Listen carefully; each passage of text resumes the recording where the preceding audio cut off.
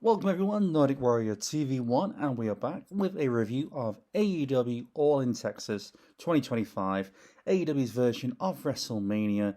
A Texas Death Match was the main event for the World Heavyweight Championship between the champion Jon Moxley against Adam Page, in a brutal, bloody battle which saw the return of Bryan Danielson and Darby Allin. We saw Hangman Adam Page end the reign of Jon Moxley and rescue the AEW World Championship belt. After a number of near falls where it looked like Moxley would win, Page showed perseverance to stand up and fight back. The Death Riders would get involved, as well as Ospreay tried to help but got taken out on his stretcher. Danielson and Darby fought the Death Riders. Prince Nana handcuffed Marina Shafir to the timekeeping table. Swerve Strickland would pass his longtime enemy, Adam Page, a chain, which then Page would use by hanging Moxley over the top ropes, forcing him to tap out and become the new AEW World Champion. Also, the second main event of the evening was the Women's World Championship title. Champion Toni Storm would retain over TBS champion Mercedes Moné. A great back and forth contest in a front of a fully invested crowd. A Storm Zero from the turnbuckle saw Storm retain the title.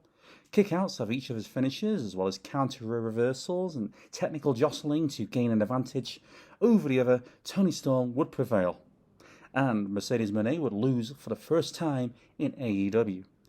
Also, we had Okada against Kenny Omega to unify the Continental and International Championships. A back and forth strikes, multiple near falls, false finishes. Don Callis would interfere by pulling the referee from the ring when Omega had Okada technically beat in a pinfall position following the One-Winged Angel. A second referee would come into the ring, a fast-paced ending with Okada hitting the Rainmaker to get the win and unify the championships. And in the third main event of All In, you had the Young Bucks taking on Swerve Strickland and Will Ospreay. If the Bucks lose, they lose the EVP title.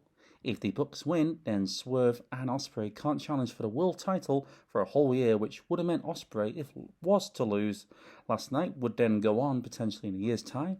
Main event at All In, Wembley.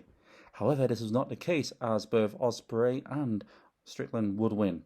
Lots of double team moves, dramatic near falls. Swerve and Ospreay won when there was a combination of a kick and elbow to go 1, 2, 3 and get the win in front of a delighted crowd. And also, we had a TNT title 4-way match. Adam Cole, unfortunately, would have to relinquish her championship due to an outside wrestling injury. That's unknown as of yet. We had new champion, as the natural Dustin Rhodes would beat Kyle Fletcher, the odds-on favourite in this one, Sammy Guevara, his tag team partner, and Daniel Garcia, former TNT champion.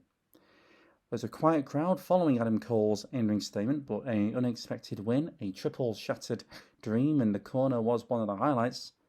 The crowd went crazy when Dustin Rhodes got the victory.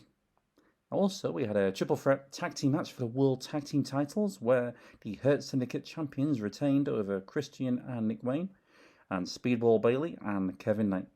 Power moves of Lashley and Benjamin, throwing around the smaller opposition. FTR would get involved. Lashley would spear to retain the titles. FTR following this would confront the Patriarchy. Nick Wayne would then hit the Unprettier on Christian. The Patriarchy would turn on Christian. This saw the reintroduction of Coke. That's right, Adam Copeland, formerly known as Edge, with Edge and Christian, the tag team, would come to the aid of his former tag team partner and friend. Whatever this means, we have a reunion, only time will tell. And then we also had the Trios tag team titles, as the Opps would take on the Death Riders. Samoa Joe would hit the Muscle Buster on Gabe Kidd for the win. Following this, the Death Riders would attack Samoa Joe, who would then also have to leave like Will Ospreay in the main event via stretcher. And also we had two Casino Gauntlet matches. One, the men's match was Briscoe hitting Driller on Roderick Strong. MJF would then throw Briscoe out of the ring, stealing the win by pinning Strong in the middle. We had a return of Juice Robinson and the Guns. Takeshita and Alexander, part of the Don Callis family, worked together well as a team. We also had Brody King and Mortos. They got a good sequence, two massive heavyweights here going back and forth. And we also had Max Caster coming to the ring, but was prevented from entering the ring by his former acclaimed tag team partner, Anthony Bowens. And in the Casino Gauntlets women's match, won by Ring of Honor Women's Champion, the longest reigning champion in AEW, Athena. Plenty of spots in this one. Willow and Statlander carried on their feud in this, as did Tekla and Queen Amanwata. So, ladies and gentlemen, this is the review of AEW All In 2025, the AEW version of WrestleMania, potentially one of the best All In I've seen since AEW began.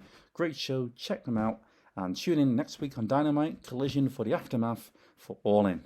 Thank you for watching Nordic Warrior TV1. Have a great day.